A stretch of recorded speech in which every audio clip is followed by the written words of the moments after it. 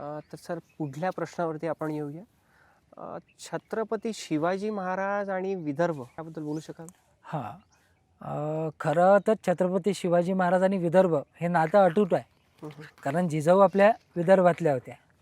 म्हणजे स्वराज्याचं जे मूळ बीज आहे ते आपल्या विदर्भातलं आणि जिजाऊ आपल्याला माहीत आहे की सिंदखेड राजाच्या जिजाऊ आपल्या बुलढाणा जिल्ह्यातील सिंदखेड राजा आहे, तिथल्या आपल्या जिजाऊ होत्या. आणि नंतर शहाजीराजांचं लग्न झाल्यानंतर शहाजीराजांनी त्यांना पुणे आणि सर्व भागाची जहागीरदारी दिली, ते सांभाळायला दिलं. त्यामुळं हे जे स्वराज्याचं आणि जे बीज आहे ते आणि शिवाजी महाराज म्हणजे ते बीज आणि आपण जुळलेलं आहोत.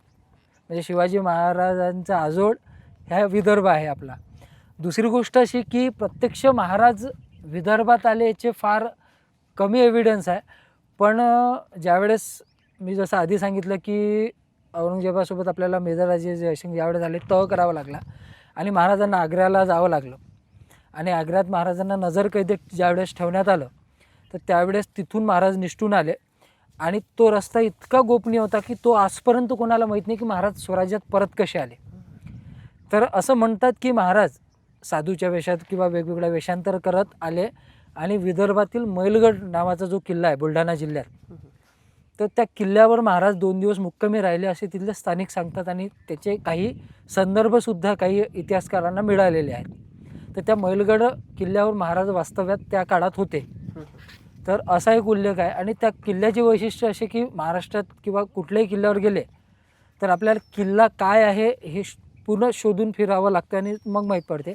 मैलगड किल्ल्यावर त्या किल्ल्याची दगडी प्रतिकृती बनलेली आहे आणि तो एकमेव किल्ला असा आहे जिथं दगडी प्रतिकृती आहे. छोटेखानी किल्ला आहे पण खूप छान किल्ला आहे. तर तिथं महाराज होते. त्यानंतर स्वराज्यातले खूप सारे जे आपले मावळे आहेत ते विदर्भात आलेले आहे.